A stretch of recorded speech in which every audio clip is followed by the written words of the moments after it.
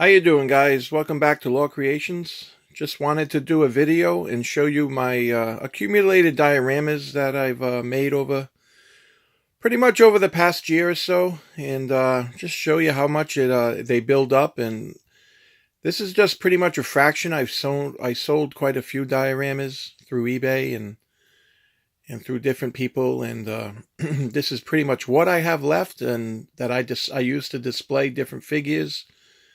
They are made out of different materials. Some are made out of 1-inch foam board from Home Depot. Others made out of 1/2-inch foam board from Hobby Lobby. And very little dollar store foam board. And some, I have two that I really like that were made out of resin. What do I mean by that? The individual pieces were carved out of foam, in which in turn I make silicone molds of the pieces I carve, and then I cast all the different pieces in resin, and that's what forms the different dioramas. And I think we'll start with one of the resin pieces. That right there is a resin piece.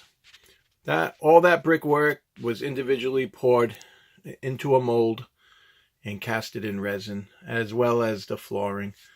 Let's get the Punisher box out of there and just show you guys the damaged window, some balsa wood there for different effect. But this piece is very heavy. It's very durable. It's all that is resin pieces. So came out pretty good. And another foam board piece right here. This is a piece I made after seeing the A Taste of Coffee Acid Rain diorama. And I wanted to make my own, so that's what I went ahead and did. It's made out of 1/2-inch foam board, popsicle sticks, and I used some airbrush for some discoloration, some weathering.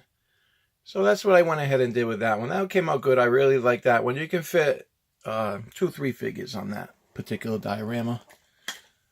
So yeah, and here's another Acid Rain figure, Acid Rain diorama that I had made.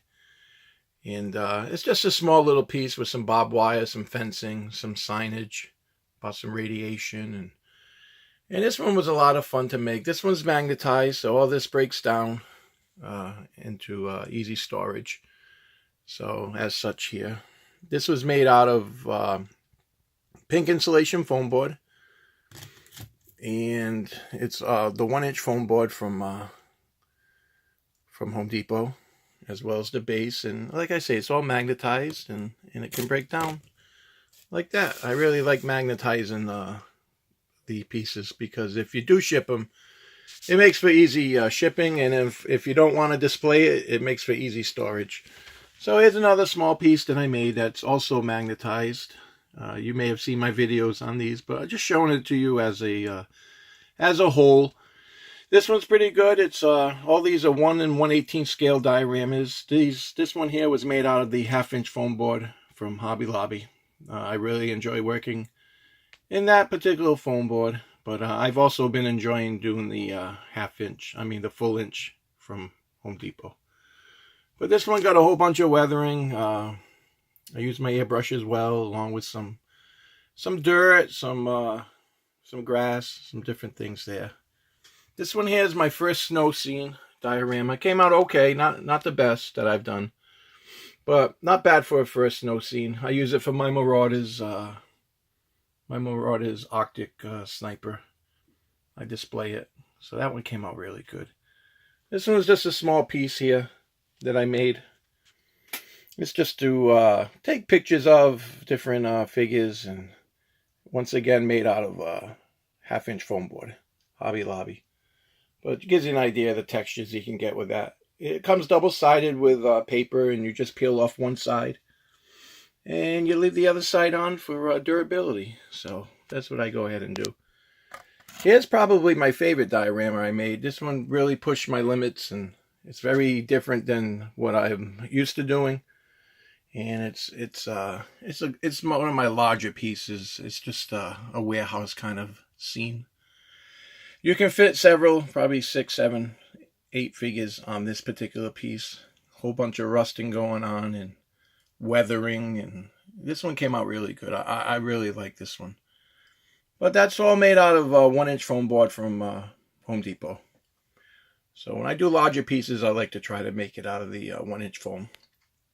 And just some different accessories just hanging around. So, and this one is mostly my more detailed piece.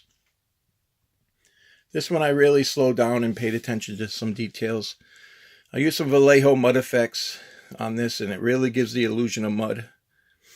I mixed in some glossy medium to make it shine a little bit where I wanted to make it look wet. These barrels I cut in half and just embedded in the piece. You guys have seen this diorama. Got some skulls there. This is an acid rain diorama that I had made. And the other side is just pretty barren to where you can put accessories, or you could put some figures there. But this one is one of my favorite as well. 1/2-inch foam board, Hobby Lobby.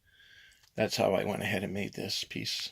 But it came out pretty good. I really enjoyed making that piece. This is another resin piece. Everything was casted in resin. Made silicone molds of my bricks and my pillars and my flooring. And casted it all in resin. Got some grass back there. And this one is I'm very fond of for my Boss Fight Studios Night figure, Knight of Accord. So I like to display him in this particular piece. And making the resin pieces is pretty, it's fun to make. It's not cost effective. It is a little expensive, but I just wanted to try something a little different and make something a heck of a lot more durable than foam, which these pieces are. But yeah, came out pretty good. And in the background is just my my archer, my Boss Fight archer little diorama, my fall foliage, and just to display her in a small piece. And like I say, this is a fraction. A lot of dioramas I sold and I've gotten rid of, and that's what happens. I need to make room as I make more and more. I need to make room, and so I try to move them, and I don't sell them for a lot of money. I just try to move them to a home where people will use them, and folks will get some enjoyment out of them. And I enjoy diorama making as much as custom action figure making, because it enhances figures. It's really awesome for toy photography, and it just really makes the figures pop in the right diorama. So these are my works, guys. This is what I've been up to. This is what I've done over the past year. Different materials, different weathering, different themes, and they're a lot of fun. So I encourage you guys to make some dioramas. I've only been doing it for about 2 years now, and I really enjoy it, and I'll definitely continue to do it. Definitely a form of art. Definitely artistic, and something that you can make and be proud of. Okay, guys, thanks for watching. Take care, and enjoy the rest of your day.